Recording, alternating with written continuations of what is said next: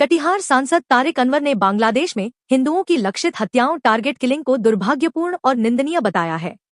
उन्होंने केंद्र सरकार और विदेश मंत्रालय से इस मामले में सख्त कदम उठाने की मांग की। कटिहार के 2 दिवसीय दौरे पर पहुंचे सांसद तारिक अनवर ने कहा कि जिस बांग्लादेश के जन्म में हिंदुस्तान का हाथ हो, वहां इस तरह की घटनाएं बेहद शर्मनाक है। सांसद तारिक अनवर ने केंद्रीय मंत्री जीतन राम मांझी के बयान पर भी निशाना साधा। उन्होंने कहा कि मांझी का यह कहना कि उन्होंने जिलाधिकारी डीएम से कहकर एक प्रत्याशी को जिताया, बेहद चिंताजनक है। अनवर ने आरोप लगाया कि इतने महत्वपूर्ण पद पर रहते हुए मांझी ने अपने प्रभाव का दुरुपयोग किया और यह वोट चोरी का प्रयास है।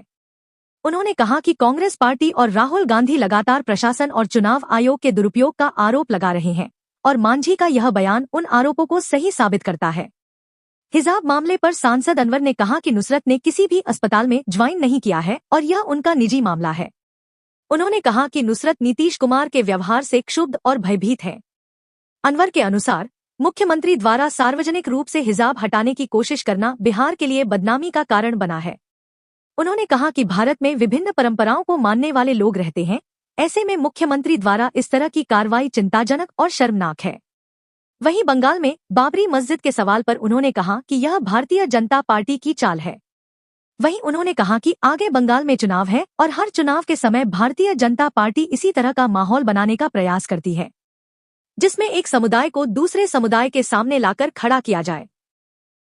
दुखद है। केंद्र सरकार को और हमारे विदेश मंत्रालय को बिल्कुल सख्ती से बांग्लादेश के अंदर जो भी घटना हो रही है उसकी सिर्फ निंदा नहीं की जाए, उनको वार्निंग दी जाए कि इस तरह की हरकत नहीं होनी चाहिए। किसी समुदाय विशेष के साथ अगर दुर्व्यवहार हो रहा है या उनके ऊपर आक्रमण हो रहा है, हमला हो रहा है, उनकी जान की सुरक्षा नहीं है, तो ये चिंता का विषय। हमारा पड़ोसी देश जिसको कहा जाए कि उसके जन्म में हमारा बहुत बड़ा योगदान है, उसके बाद भी अगर वो इस तरह की हरकत करता है तो दुखद है।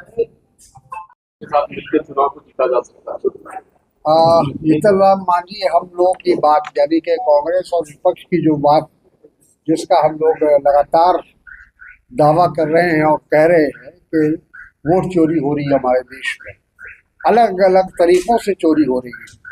कहीं प्रशासन का सहारा लिया जा रहा है, कहीं चुनाव आयोग का सहारा लिया जा रहा है, कहीं पैसा देकर वोट को अपनी तरफ लुभाने की कोशिश है।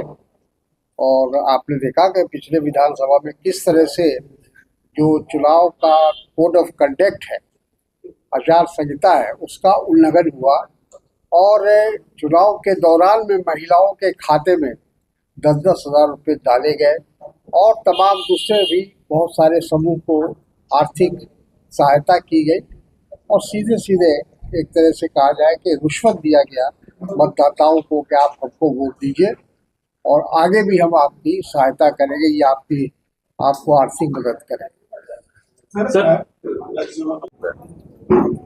मेरा रिएक्शन या प्रतिक्रिया यही है कि जो नीतीश जी ने किया अच्छा नहीं किया, क्योंकि हमारी सभ्यता, हमारी संस्कृति, हमारा संस्कार इस बात की इजाज़त नहीं देता है कि आप किसी महिला के हिजाब को या घूंघट को हटाएं।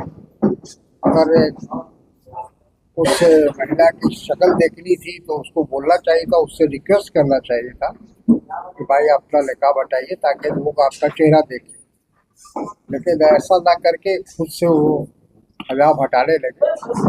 तो अब अलग अलग लोग बातें कर रहे हैं, तो अच्छी बात तो है नहीं। हमारे प्रदेश की बदनामी हुई है और मुख्यमंत्री जी को चाहिए था कि सार्वजनिक रूप से इसके लिए माफ़ी मांगना चाहिए था। पहले भी इस तरह की भाषा का उन्होंने इस्तेमाल किया है, इस तरह की हरकत पहले भी उन्होंने किया है। चुनाव के दौरान एक महिला को माला पहना दिया, असेंबली के अंदर, विधानसभा के अंदर जिस तरह से उन्होंने भाषण दिया था एक समय में, तो वो उसको लेकर भी काफ़ी विवाद उठा था। तो मैं समझता हूँ कि